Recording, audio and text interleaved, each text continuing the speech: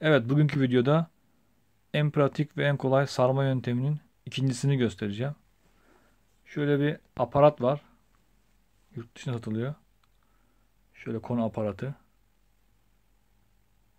Gördüğünüz gibi böyle bir aparat var. Biz bunu aynısını kağıttan keserek yapacağız. Ben daha önce yapmıştım. Şöyle bir aparat oluyor.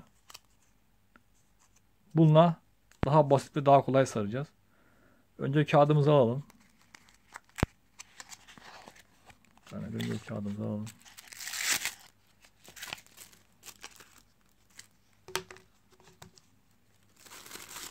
Sonra filtremizi alalım. Gördüğünüz gibi beyaz filtremiz. Tüp yapmıştık daha önce. Videoda vardı. Aynı şekilde yapıyoruz. Buradan. Evet, bu şekilde gösterdiğimiz gibi şuradan tüpümüzü yapıyoruz.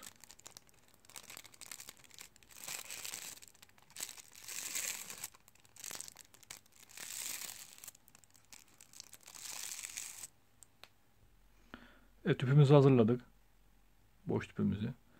Sonra aparatın yapımına geçiyoruz. Aynı şekilde. Şöyle ok işareti gibi oluyor. Gördüğünüz gibi. Bu şekilde. Onun için şuradan bir tane sarma kağıdının kalıbını aynı şekilde keseceğiz. Ve bizim de doldurma aparatımız hazır olacak. Loader con diye geçiyor Amerika'da. Gördüğünüz gibi şuradan üçgen kesiyoruz.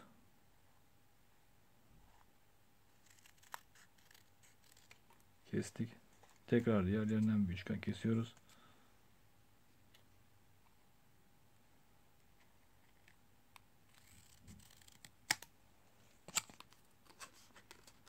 Sonrasında üstten kesiyoruz boyut olarak.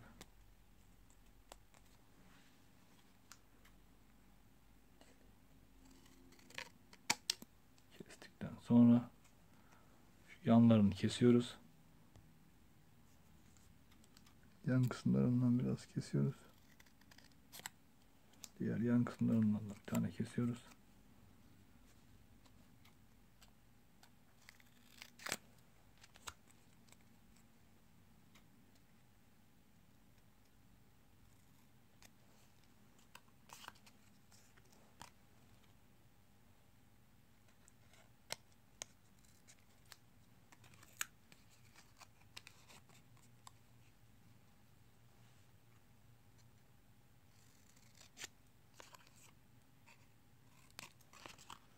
Evet, gördüğünüz gibi hazırladık. Sonra bunu yuvarlamamız gerekiyor. Bir kalem yardımıyla bunu böyle yuvarlayıp oval hale, yuvarlak hale getiriyoruz. Boru şeklini alıyor. Şöyle boru şeklini alıyor. Tamam, hazırladık. Sonra boş tüpümüzü alıyoruz. Boş tüpün bu ucundan şu şekilde ok yönüne doğru kağıdın içine sokuyoruz. Bu şekilde oluyor. Sonrasında tütünümüzü alıyoruz. Bir çubuk yardımıyla, kalem çubuğu yardımıyla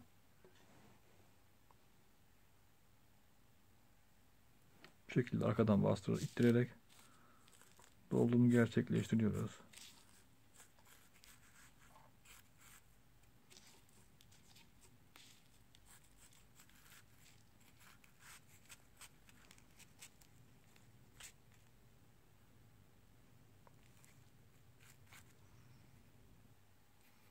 Evet, bu şekilde son kalan tütünümüzü doldurduktan sonra ittiriyoruz.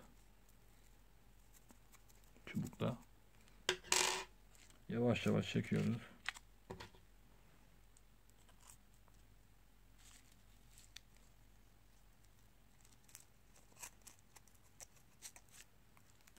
Gördüğünüz gibi sigara doldu. Alttan da filtreyi ittiriyoruz oturması için.